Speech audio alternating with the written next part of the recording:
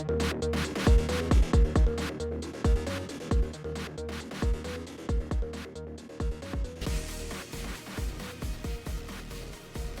everybody, Ian, Starship Adventures, and today is Field Day. It's June 22nd, 2024, and later today, Field Day will officially begin here, and it will last through Sunday. And Field Day is one of the largest operating events for ham radio all over the country. It is coordinated by the ARRL, and we know this to be a fact because of the expansive amount of rules and regulations on the thing. But it's still worth doing if you guys want to try it out. Now, I've been contacted by several people and told, well, I don't do Field Day, and it's because I don't like my local team. I get that. Most people don't like their local team. That's why only a very small percentage of amateur radio operators actually retain membership in one of the local teams, because the local teams are just mostly unpleasant old curmudgeons anyway, and we all kind of understand that. And so they all get together, and if you don't want to go operate with them, that's perfectly fine. You don't have to.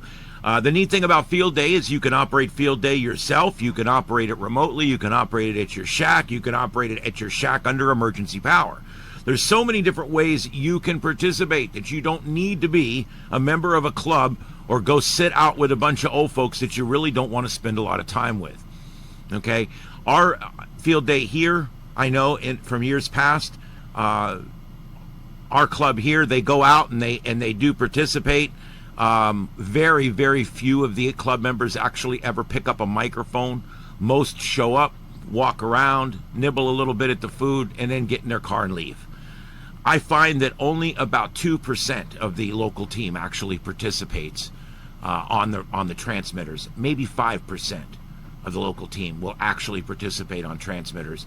Most amateur radio guys in the local teams, they just show up and they like to just kind of be nosy and poke around and not say much, and then they leave.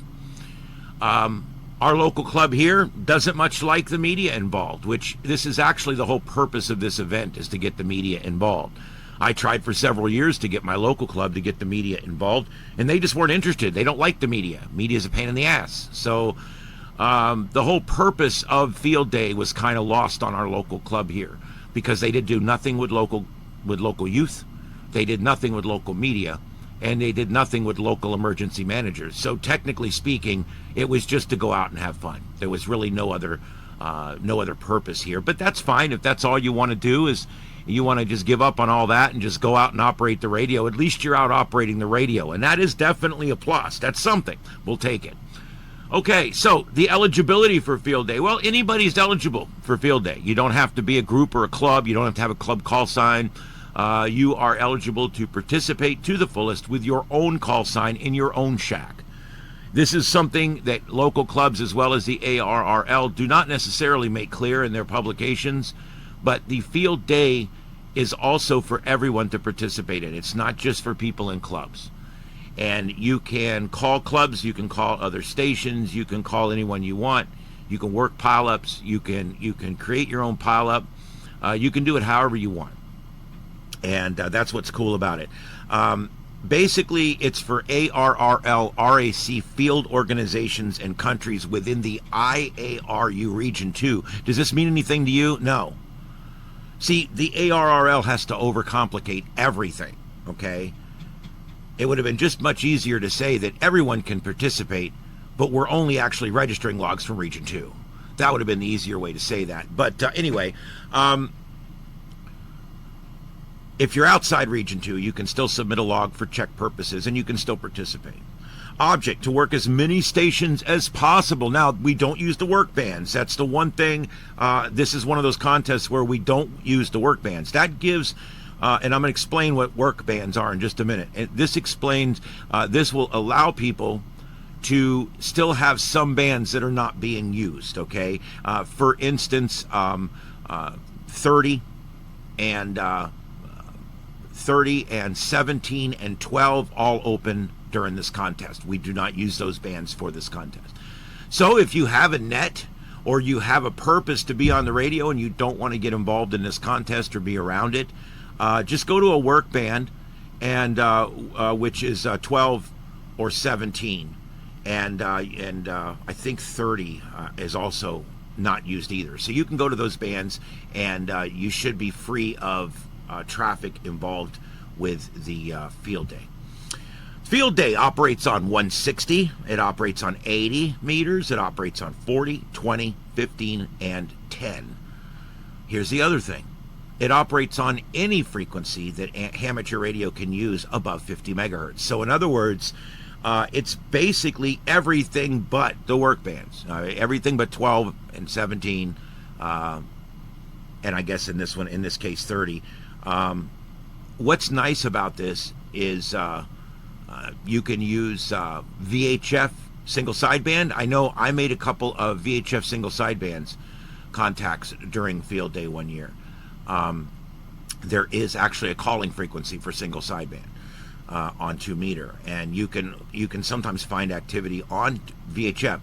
Your VHF transmitter does not count as one of your transmitters. You can have a separate VHF UHF radio operating in the contest, and it doesn't count as one of your transmitters. So if you're sitting in your shack, you can leave your VHF on 2 meter call and 70 centimeter call, and if you hear somebody, you can respond to them, make the contact.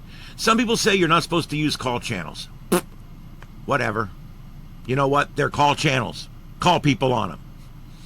Lord. Everybody loves rules. And when there's not enough rules, they all just start making their own.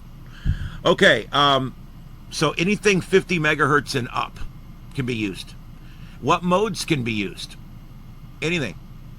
That's another thing that's cool about field day. You can use FT4, FT8. You can use JS8 call. You can use CW.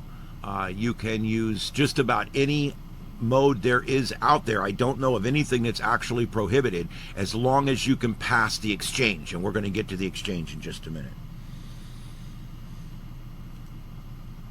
The whole purpose of this thing is to develop operating skills. That's why they really try to give points, even though the points don't matter for anything.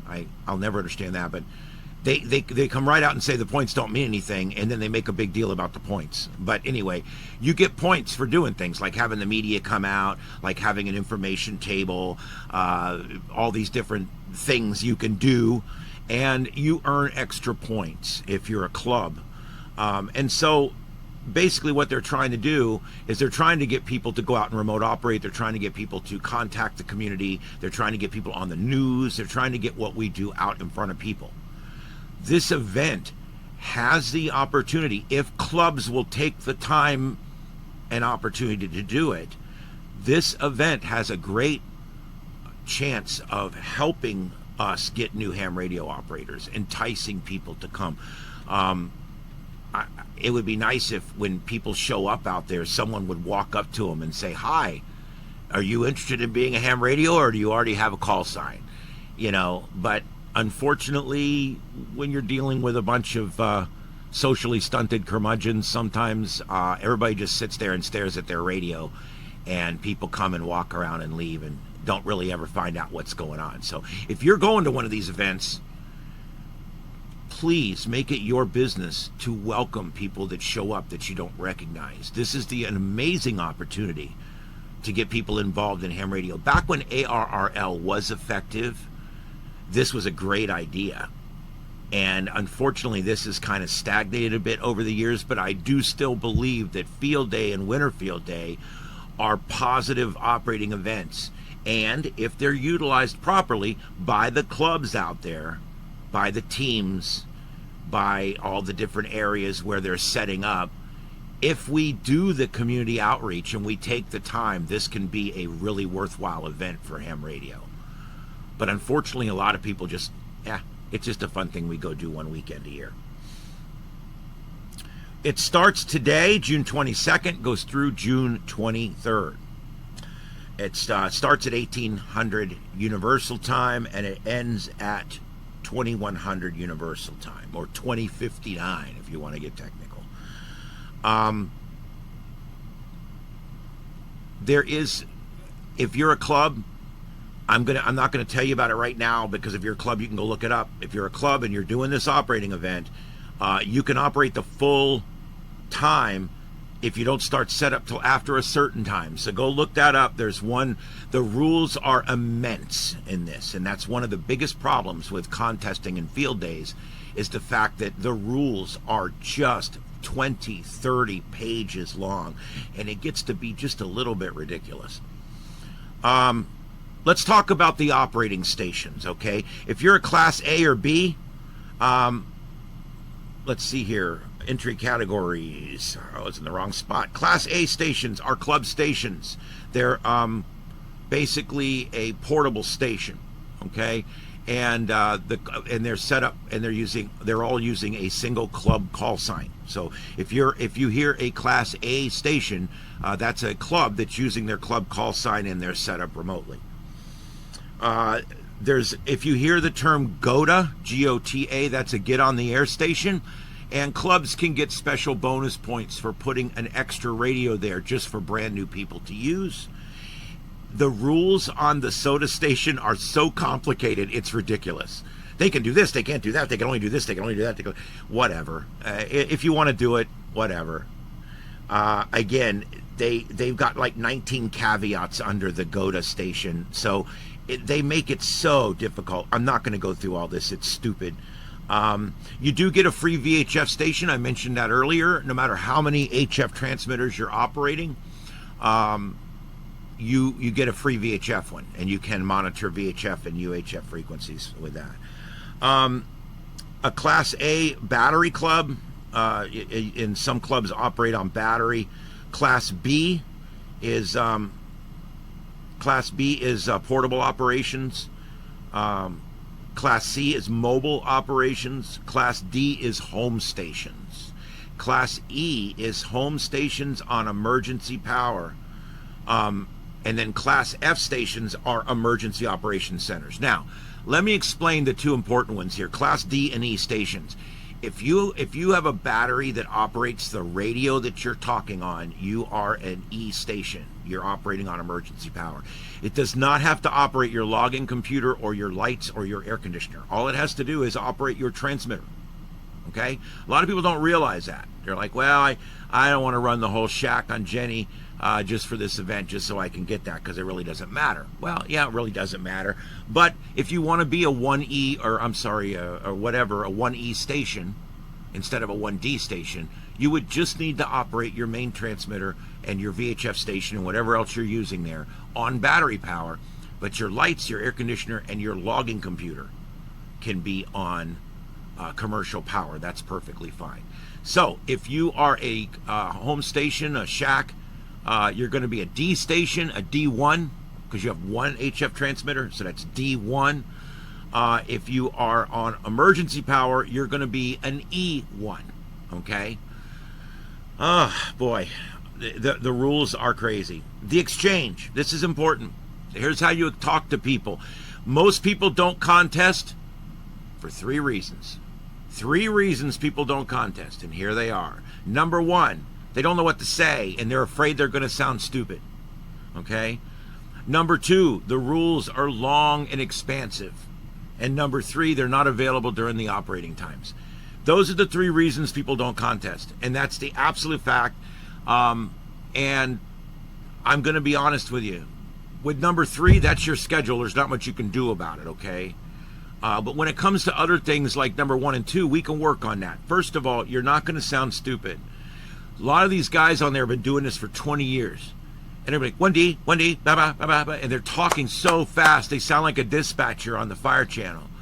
That's fine. You don't have to talk like that. I find contesters to be pretty nice a lot of times. First time I did it, I was slow. I didn't know what I was doing, and he helped me. He was like, oh, man, how long you been doing this? I said, I just started. He goes, you're doing great. You're a 1D, whatever, and we talked back and forth. And he was helpful. And so even though he was in a hurry and he's trying to win the contest, he still slowed down to help the new guy. And so you do still get a lot of that, especially on the HF contesting. So hopefully you'll get some help. As far as what to say, it's easy. You just need to write your exchange down. I recommend everybody write your exchange down in large letters and sit it in front of your keyboard, so that way you've got it there all the time, okay? And that way when you finally get that contact or you beat that, that pile up, you're ready to talk, okay? Now, here's how this works. Your exchange is going to be basically The exchange is the field day operating class and ARR section.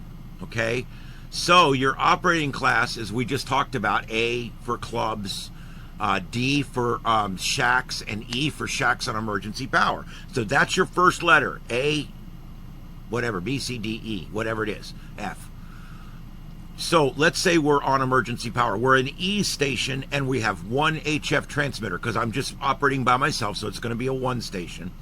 So I'm going to be E1. So I'm an Echo 1 station. So everybody I talk to, my exchange is Echo 1, and I'm in South Florida. Look up online and see where your ARRL section is so that you know.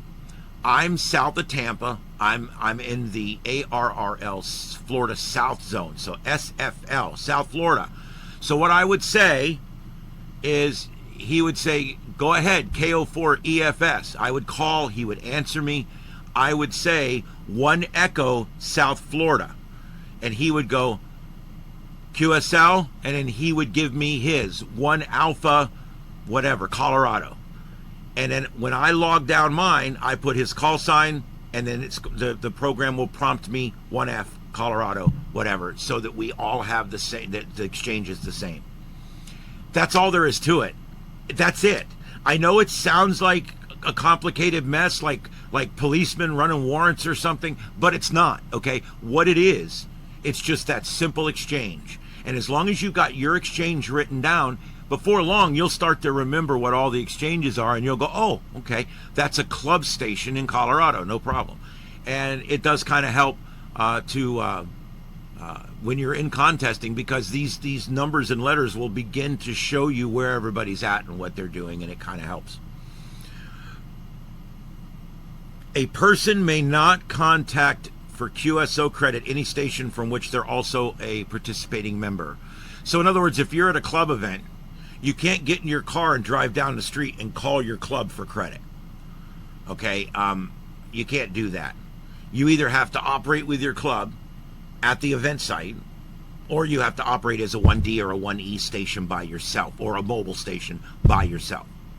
But there is no middle of the road. You can't go to the club and operate for 4 hours under their call sign and then leave the club and then call back to that club and make a QSO using your own call sign. That would be inappropriate.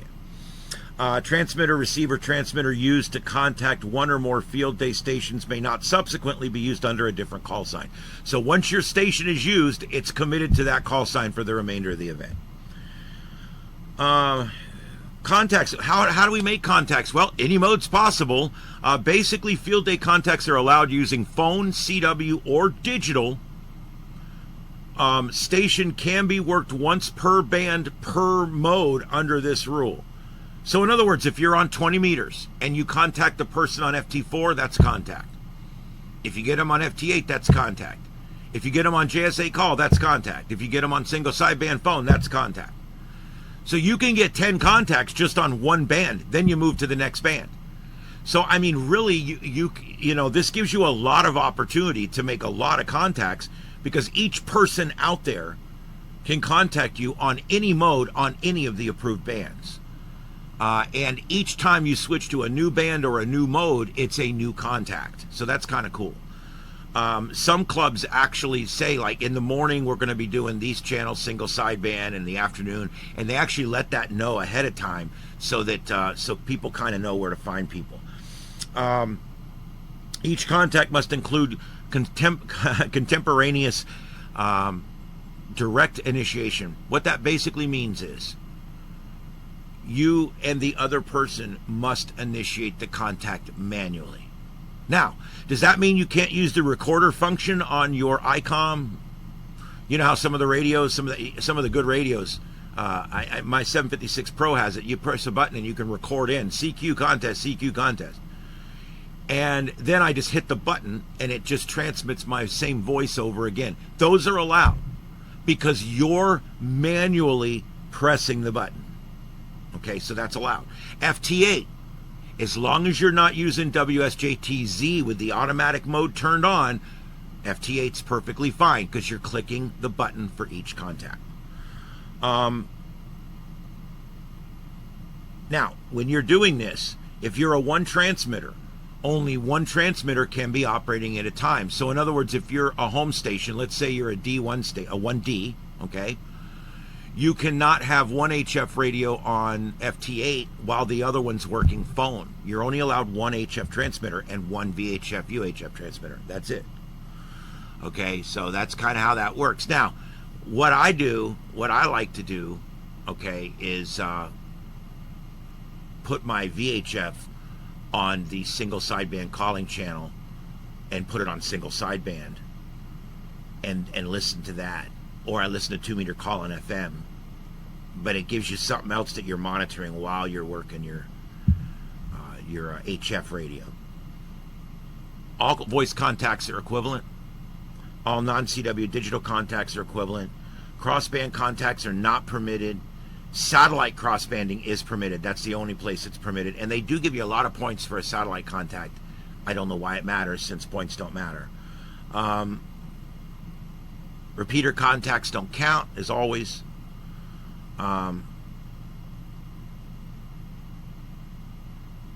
Batteries. If you're going to charge your batteries, they must be charged from a non-commercial source during the contest hours.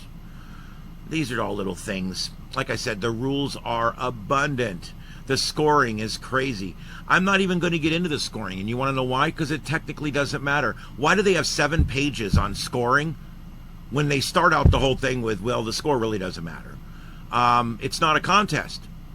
But then they go on for pages and pages and pages about the scores and the contest numbers and everything. So I don't know. But there's multipliers for a lot of things. There's all kinds of ways to earn more points. So if you're interested in maximizing your points, definitely go to the website, the ARRL website, and look up, and I'll put it in the description of this video, but look up the rules and go down through there if you want to do the points game and see how many you can earn, because there's a bunch of points that you can earn. There's power multipliers, okay? There's bonus points for certain stations. There's 100 bonus points for being on a emergency power. There's if the media shows up, there's 100 bonus points. I never understood why they hate the media showing up. I never could understand that. Public locations, if you're at a public location and public is invited, that's 100 points. Public information table, that's 100 points. A message originating to section manager, that's 100 points. Basically, if you have an NTS net during it, that you send a message telling them how you're doing or whatever, you get 100 points for that. Message handling, 10 points for each phone message that originates from the site. What our group does, one of our local teams that does NTS, they will do their NTS net from the event on Sunday or Saturday or whatever, and they'll pass the messages they would normally pass, but they'll do it from a table at the event, and they get the extra points from that. A satellite QSO is 100 points. Alternate power, 100 points. If you copy the special bulletin that's transmitted from the Whiskey 1 Alpha Whiskey station, you get points for that. There's educational activity bonuses. Site visitation by elected officials, you get points. Site visitation by representatives of an agency like EOC, DEM, SEC, SM, EC, and GOTA bonus. That's that get on the air station that we talked about. So there is so many, and youth participation. If you go out and get youth involved, you can get bonus points for that. The ARRL, although I'm negative on them a lot of times, the intentions for this event are great. What they're trying to do is they're trying to entice you without making it too much of a contest, because that scares people off. So what they're trying to do is they're trying to ride the line between it is a contest to entice the people that like numbers and the like to contest and the like sports, and it's not a contest for those people that don't come out for contests, and they're trying to split the balance. I understand what ARRL's doing with Field Day, and I understand what the other group has done with Winter Field Day, and I agree with it. I think it's a good thing. Of course, it's done all ass backwards and with rules that are expansive, 40 pages long, but I understand what they're trying to do. The whole purpose of this was to try to get people going and try to get people involved and try to encourage the community, try to get some public outreach, try to get some media. I understand all that. Although I think most of that falls deaf on your local teams, because I don't see any of them getting any of this. they're not working on doing all of the special things that are involved here. Okay, and after you do the contest, do you have to submit your log? And I'm probably going to get some hate for this, but no, you don't. You sure don't. You are not required to submit your log. The people that contacted you still get credit for your contacts. The numbers don't count anyway, so why even bother? Do it to put the contacts in your logbook. No matter what you do, no matter what program you operate on, and we're going to get the programs here in just a second, but no matter which one you operate on, just make sure that when you're done, you take that Cabriello log or that ADIF file or however you do it, and just simply upload it to QRZ, and that way all those contacts get added to your logbook, because that's important. So many hams wait too long to start their logbook. I probably lost out on 300 or 400 voice contacts until I finally started my logbook and started keeping it. And I use QRZ for my logbook. I do send them back and forth to Logbook of the World if we happen to luck up and it's working. Still down, by the way. 37 days now. So I like this event. I think it's a good event. Unfortunately, our local teams around here, turned it into more of a social club for the people that they like. And it's unfortunate, but that's okay. I do suggest you participate, of course. Always suggest you participate. As far as the final thing here I want to talk about is logging. Logging, there is several programs out there for logging, and I'm going to be honest, there really is no good ones. I have used several of them. I have not been happy with any of them.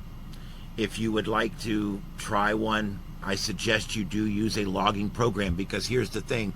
When you log down someone's call sign, then the next time you try to type in that same call sign on the same band for the same mode, it'll come up red and let you know you've already worked that station. They do get aggravated if you keep calling them over and over again. You need to make sure you don't call the same person twice. That's just common courtesy in contesting. And that's done through using some kind of program. And there is programs out here. There's FD entry, field day entry, and that's fdentry.php. You can find that field-day.arrl.org. There's also N1MM, which I use here, and I don't like it either. I've missed out on a number of contests because the N1MM logger will not log some of the bands on the contest that I'm doing. I've had nothing but trouble with N1MM logger, but it's still out there, the best free alternative. There is paid alternatives, but I'm not paying someone to give me a program to do something that there's 15 other people offering for free. And so I'm not using that one. Our local club here uses that paid version of it, and I used it, and it's no better than the other ones. It's finicky, it's crappy. It looks like something that was made in Windows 3.1.1 for work groups. So unfortunately, logging is really one of the shortcomings when it comes to contesting. Getting your WSJTX set up for FT8 logging is not necessarily easy either. You'll have to go online and find a tutorial and go through it, and it may or may not work. The same thing with N1MM. No matter how well you think you've got it set, when the contest starts, it may not do what you want it to do, and you're going to be very frustrated. That's probably the biggest drawback for contesting, is the logging and the complication in the rules. And I'm going to be coming out with a video just on contesting coming up in the next few weeks, where I'm going to deep dive the problems with field days and contesting. You guys won't believe some of the stupid bullshit rules that they have for these contests. Go look at the rules for this field day. They're expansive. It's like a 40-page PDF file or something. It's ridiculous. These are just supposed to be fun operating events. If it's a fun operating event, why have all the thousands and thousands and thousands of rules? And if the points don't matter, why make such a big deal about points? If it's not a contest, then why do we treat it like a contest? So there's a lot of questions there, but the good thing is here, I think, is that when ARRL designed this, they had the right thing in mind. And I think Field Day originally was a good concept, and I think a lot of the clubs are still using Field Day to its fullest potential, and that's a good thing. If you're one of these clubs like the one around here that won't even bother to invite the media and doesn't talk to new people when they come walking up, why bother? Just sit at home on your ass and work your station there. Anyway, that's what I got, guys. Field Day. It is what it is. It's the biggest operating event in ham radio, and yet less than 10% of ham radio operators will take part in it this year. And most of that's because of the complicated logging, the complicated rules, the complicated mess, the convoluted setup, and everything else like that that goes along with contesting and fielding in amateur radio. So it is what it is. What's my suggestion? Screw it. Get involved anyway. Everything's bullcrap out there now. Everything in the world is a mess. And if you want to participate, you just have to put up with it. So put up with it. Go do it.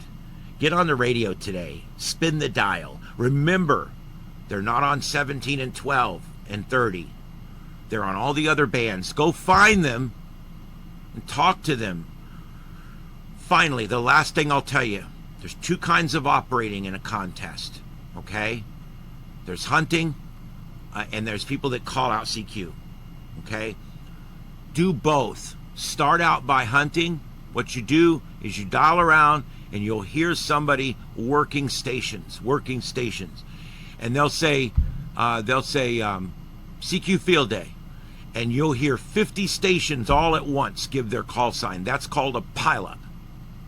All right? Working a pileup is difficult. There's little hints and tricks, and I'm just going to give you a couple.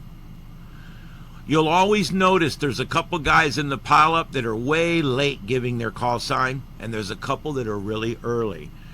Those are tactics that are used to get them to answer you. Everybody goes, blah, blah, blah, blah, blah, blah, blah, blah, and you wait till almost the end and go, Echo, Foxtrot, Sierra. Notice I didn't even give my whole call sign. I just gave the last three digits, basically. And what that does is, or you could even give the whole call sign, KO4, Echo, Foxtrot, Sierra. If you're the last one speaking, a lot of times they'll say, station ending in Foxtrot Sierra. Boom, you've got them. And that's where I wait a lot of times till I hear the pileup start to die down, and then I key up and I give my call sign, and I always labor the last two. I go KO4 Echo Foxtrot Sierra, like that, and they'll come back. Foxtrot Sierra station. I get them all the time like that, dude. That's a little trick. Some people listen for the first station, so you wait until you think they're about to call CQ Field Day. They'll be like 10-4, 7-3s, whatever, and you know they're just about to call CQ. Hit it. Kilo Oscar 4, Echo Foxtrot Sierra. Try to be the first one to call. That's another technique. I think the last one calling is the better technique. A lot of people, a lot of contesters that are tired, they've been doing it all day, they're lazy, they're listening for the last thing they hear. And the last thing they hear is Sierra Foxtrot. So what they're going to do is they're going to come back, Sierra Foxtrot station. I get so many contacts doing it that way. So give it a shot. And once you've given your first full call sign once, you don't have to give your full call sign every time.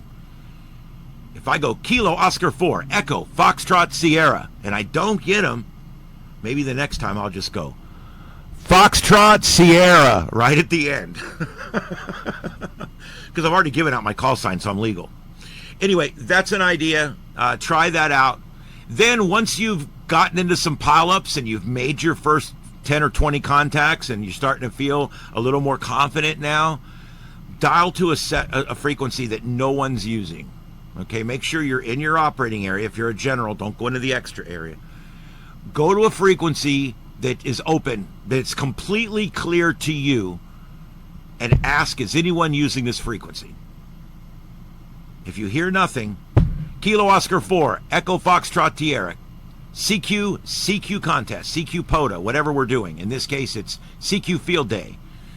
And hit that right there and just start going out, CQ Field Day. If you've got the buttons that record yourself saying CQ Field Day, Kilo Oscar 4, Echo Foxtrot Sierra, CQ Field Day.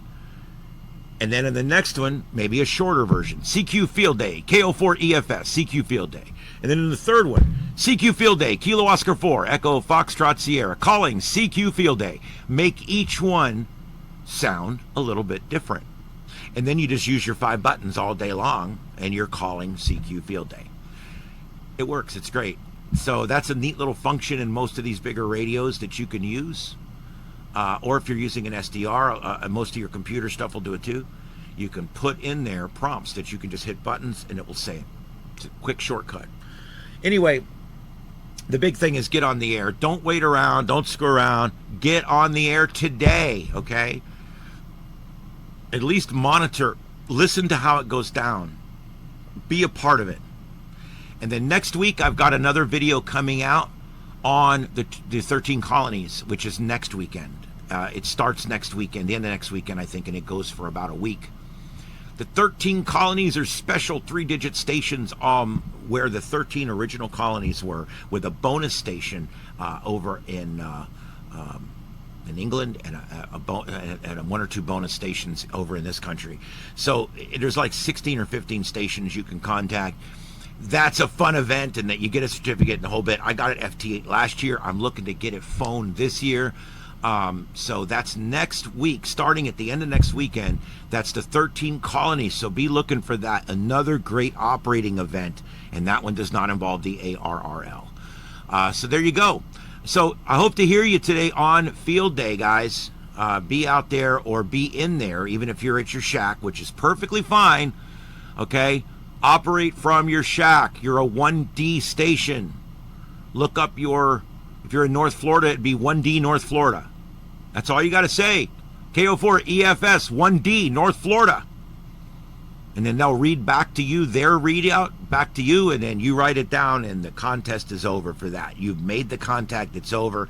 And then you dump that in the QRZ later, and then eventually when Logbook of the World ever comes back up, you dump it in the Logbook of the World. And now that contact that you made during that contest counts in your regular logbook too. That's why I do this. I mostly contact just because I want to put things in my logbook. I want to find people operating in areas I haven't made contact with yet. It's a great time for newer hams to get some phone practice, FT8 practice, or CW practice if that's what you want. And it's a great time to get on the air and find other people. You dial around today after it starts, and you'll see the busiest you've ever seen HF, ever. This is the biggest operating event of the year. So get out there today and operate, all right? It's not a perfect system, and it's not a perfect world. But it can be a fun day if you do it right. So I hope to see you guys on the next adventure, or maybe out there on the frequencies for Field Day. We'll see you next time. I'm Ian. This is Starship Adventures.